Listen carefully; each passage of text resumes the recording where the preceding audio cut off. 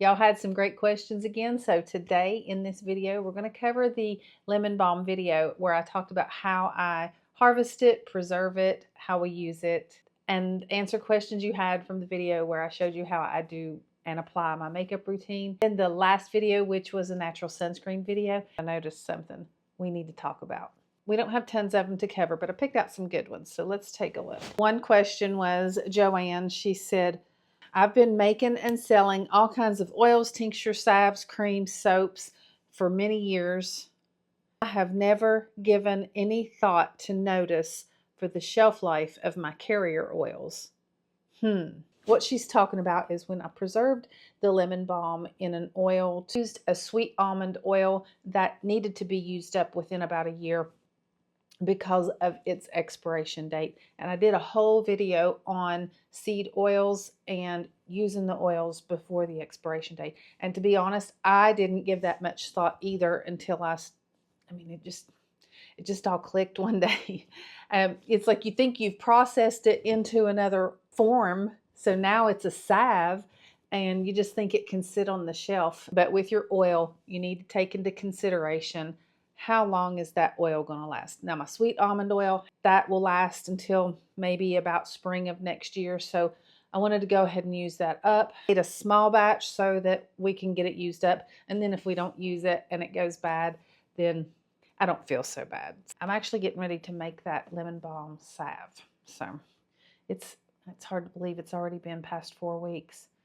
In that same video when I made the tincture, now for the tinctures and the alcohol, they're fine. They will last for umpteen ever. They asked, can I use gin instead of vodka? You can use any alcohol you like as long as it's over 80 proof, like 100 proof or 80 proof. That has to do with the water content. Some people like to use brandy. Yes, you could use gin. Now, one thing, it's going to change the taste, but you're really only taking a dropper full at a time. The reason most people use vodka is because you can usually get it probably the most economically. So, but if you've got something that is 80 or 100 proof and you have it on hand and want to use it to make a tincture, absolutely. So have at it. Someone said, could you use castor oil? And yes, you can. Again, if you're going to be making it into a balm, yes, because you're going to add the beeswax and it's going to make it less sticky. But yeah, if you're not going to make it into a balm and you want to use the oil, remember castor oil is going to be thick and sticky. You can use a lot of different oils.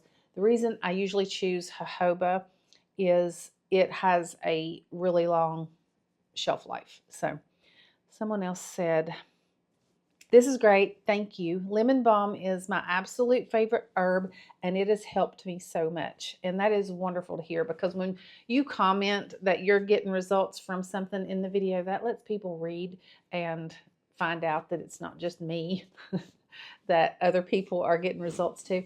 And my friend that I made that tincture for, she said that has actually helped, and I gave her a whole quart of it. So that's something she's incorporating into her everyday routine.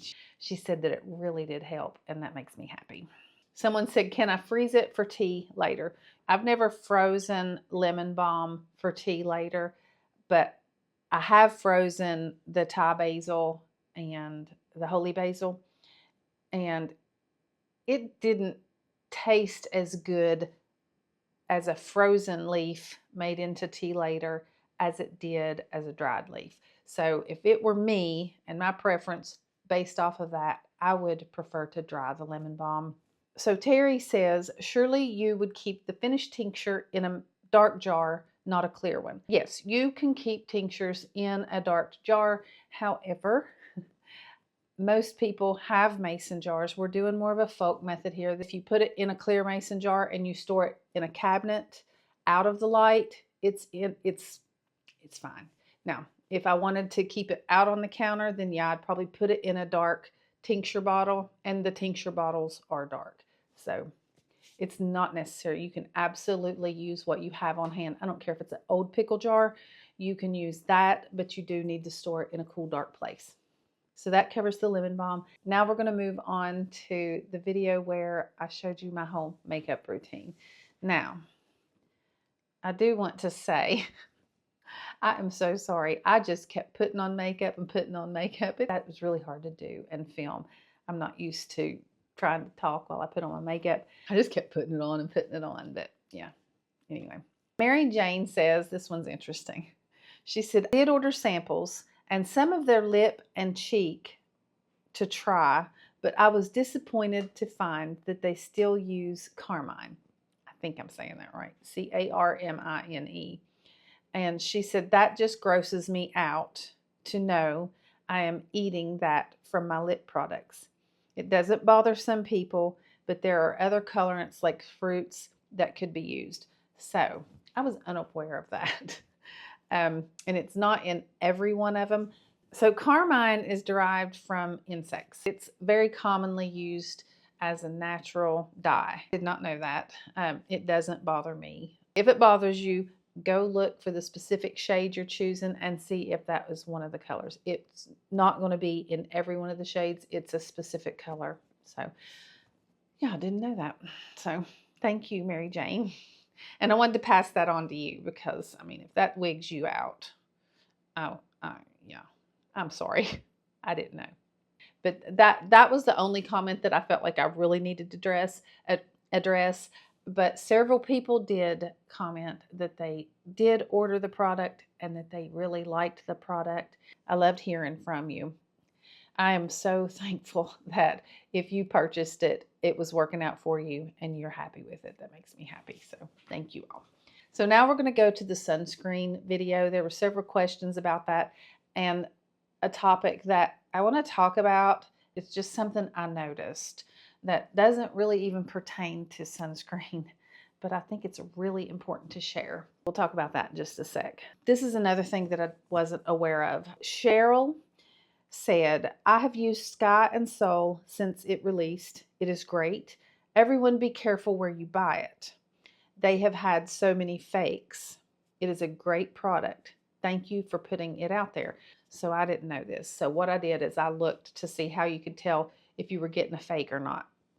One of the things is you can go directly to the Sky and Soul official website, but I'll put that website, link that in the description of this, and then I'm going to go back since I found that out and link that in the description of the sunscreen video.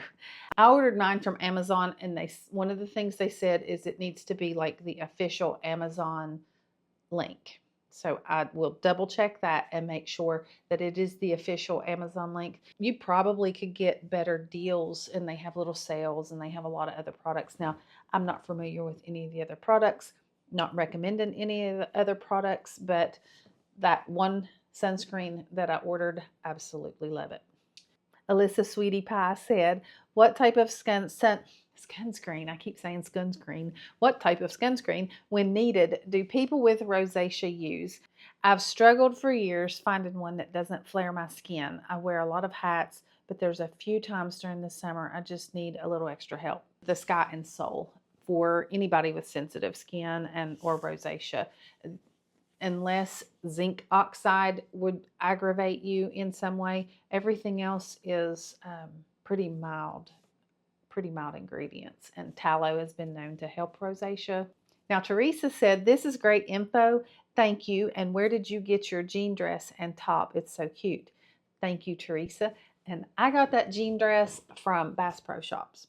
And basically what happens is my husband goes and he's looking for fishing stuff, and I mosey over into the clothes. I usually leave with me a little something. You can look at that online, and I think I had it in the size extra large. But yes, it's super comfortable. It has little adjustable straps. And the reason I'm even mentioning that is because I'm pretty intentional with what fabrics that I choose for my clothes. It's not natural dye, it's not organic and all that. And if that's something you're interested in talking about more, let me know in the comments. We can talk about the clothes and the sheets and all the things. So yeah, I try to be intentional about what fabrics I'm using too. Now, I don't go crazy, and I've done it really slow over time, especially more intentional about the things that I have closest to my body or the things that I'm wearing more. So let me know. I can talk about it. I can talk about all kinds of things. Another person said, I eat a carnivore diet and as much as possible have been transitioning away from any chemical ingredients everywhere in life, including skincare. Yesterday we were in the sun with my family. Everyone burned but me. I wasn't wearing any sunscreen except Sun Milk by Tallow Twins. I don't know anything about that, but she likes it. She says they use non-nano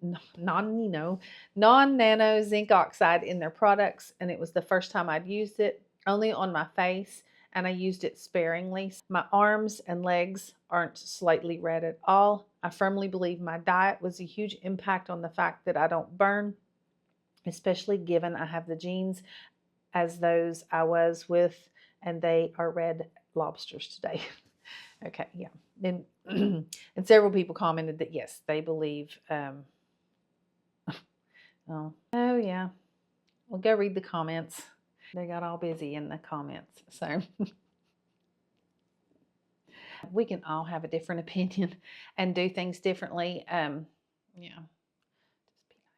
Just like her and the carnivore, she's getting comments. And every time I mention that I don't like an oil, like that I'm not a fan of using sunflower seed oil,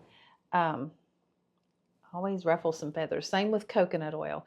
If it works for you and you feel good with it, use it. I don't care. I usually have reasons. I just want to give you some facts so you can choose.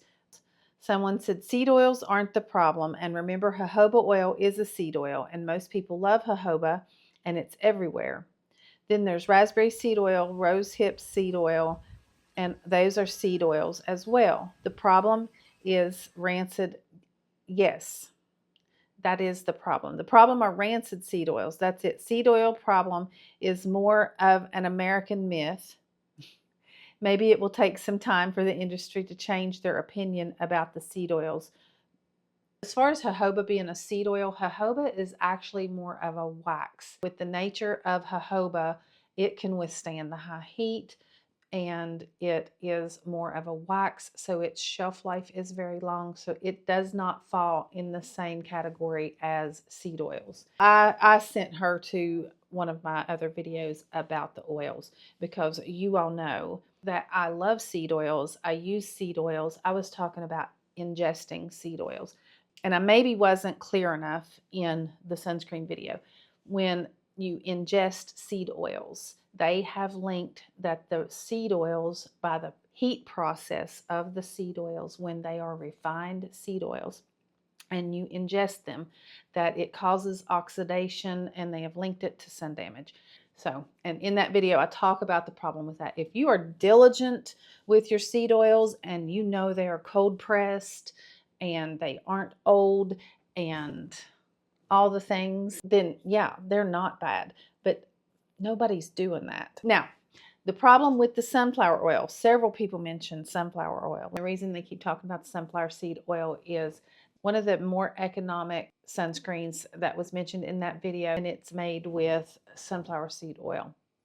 I personally have done research on the sunflower seed oil several years ago, and there's some issues that I had discovered at that time with sunflower seed oil. And I did talk about that a tiny bit in that oil video. I learned this years ago. If you have contaminated soil, it's a thing. You can get mulch or hay or straw in your garden that has been sprayed with herbicides. So you can fertilize your soil if you don't know where the fertilizer came from, where the compost came from. And if that compost is contaminated, that goes into your soil. It's a broadleaf herbicide. It can stay in there up to 7 years. And it happened to me once. So that's how I know. So I learned that when you have contaminated soil, that you can plant sunflowers into the soil and they pull out those contaminants into the sunflower out of the soil. So they're used to clean soil. It was considered okay for them to come in when soil was not in the best of shape. Let's just say they could come in and plant sunflowers all across that field to clean out that soil, and there wasn't much to prevent them from using the seeds that they cleaned the soil up for human consumption or animal consumption. Now, There are regulations in place, but it's not super enforced. Oh, and it also said that a lot of times it is missed and not tested, and it does get out into the feed. That's my reasoning. There is so much information that we're being bombarded with that I don't want to be part of that. I try to work on how I present the information, and sometimes I think maybe I'm not as clear because the reason I do that is I don't want to contribute and be a part of one of those voices coming at you saying, this is bad and that is bad and blah, so anyway. So we're being bombarded with, this is bad for you, this is good for you, buy this product, don't buy this product, don't use this vitamin, use this vitamin. Our processing system is just overload. And if you feel that overload, I in no way want to be part of that. I'm just trying to give you information that I know from all the years of all the things I've been doing this. I've been doing this off and on for years, and it is a long process and it's a slow process. So if you find yourself overwhelmed by too much info coming at you from all the stuff that, is trying to kill us, then just back off of it from a little bit for a little bit. That's what I'm doing. But now y'all let me know if you want to talk about some of that stuff too, how I manage figuring all this stuff out. Yeah, let me know in the comments because yeah, I'm tired of it. It's a lot and it's overwhelming and there's a lot going on, and I in no way want to be a source of stress at all. But anyway, it is the 4th of July. My husband had to work, and his favorite thing on earth is a hot dog, and not just any hot dog, but a West Virginia hot dog from where we come from. So today we're going to eat chips and hot dogs. So I'm going to get off here, make a little bit of chili, spend the evening with my family. And I thank you all for spending your time with me. And I will have some of those videos linked up here in case you didn't catch those. My name's Loanna, and this is a little bit of homestead.